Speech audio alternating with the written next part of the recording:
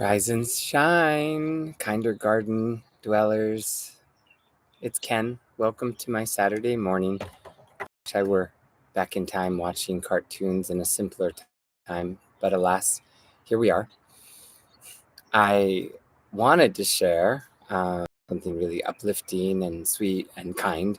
I'm sitting with the smell of smoke, some ash falling down, and looking across the freeway here and seeing the aftermath of a wildfire that hit Oakland yesterday. It is contained.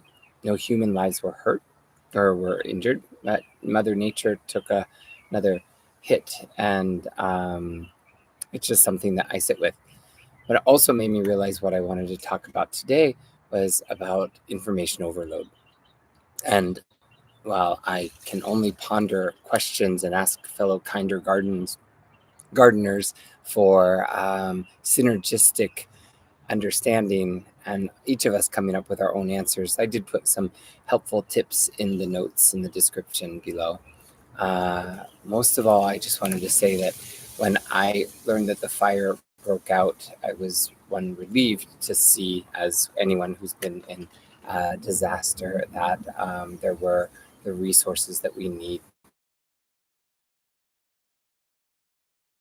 And storms, typhoons, volcanoes, fires, it takes a while to recover. Both the central nervous system takes time, but also to recover, rebuild, reground. So what I'm sitting here with is, how much information is too much information? I got bombarded by texts. I'm sure in any situation this would be the case. People are saying if you need a place to stay, you could.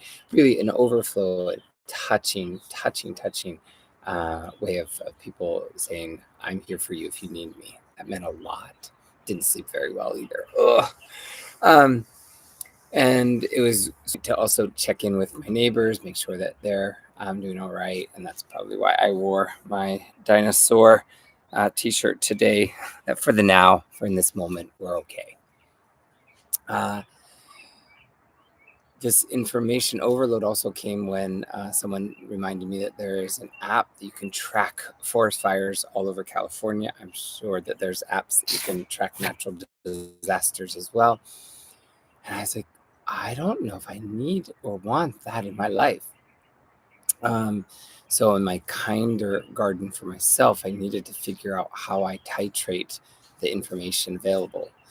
Some of us go on news fast. Some of us really need to filter out the amount of social media, et cetera, et cetera. So the irony or the finger trap dilemma is, here we are using these devices, using all kinds of ways of connecting with each other. And I think we're in this little tiny part of our primate brains trying to figure out, how do we use these tools wisely? So on an uptick, I wanted to share a synchronicity, and I'm doing more shadow work. You can tell, right? The moon yesterday and the sun today. When I was a child, my fascination for all things animals and nature was pretty profound. And if anyone's watching this and feels an affinity with that, I hope that you reflect on your own memories as a child and what kept you alive.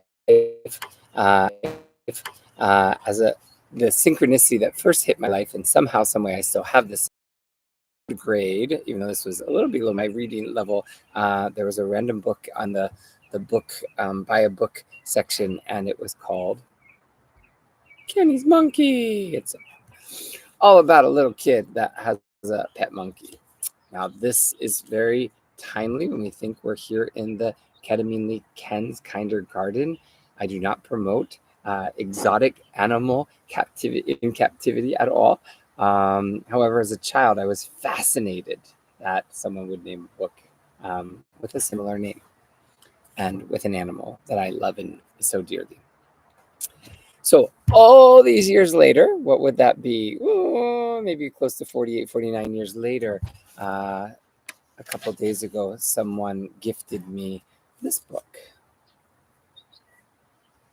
And it is such a touching storybook of a few of Jane Goodall's memories of working with the chimpanzees.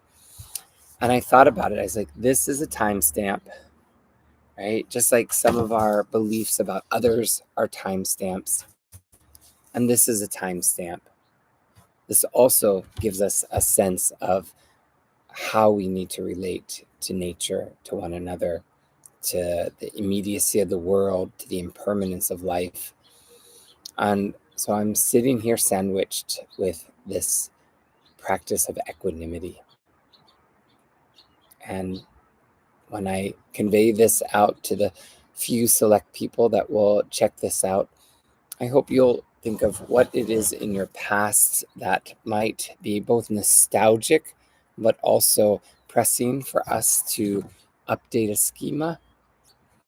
And how can we move forward with love so that even in our time, we might experience what a kinder garden is. The smell of smoke is still here, even as I take a deep breath in. I breathe in the smoke and I breathe out hope. I breathe in the anxiety and I breathe out to the earth.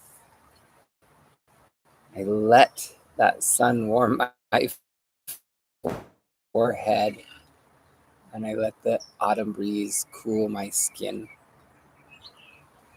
Equanimity is attainable. Equanimity is within you. With love, I greet you from Ketaminely Ken's KinderGarden. Thanks for joining me. Share if you care. I'll see you soon.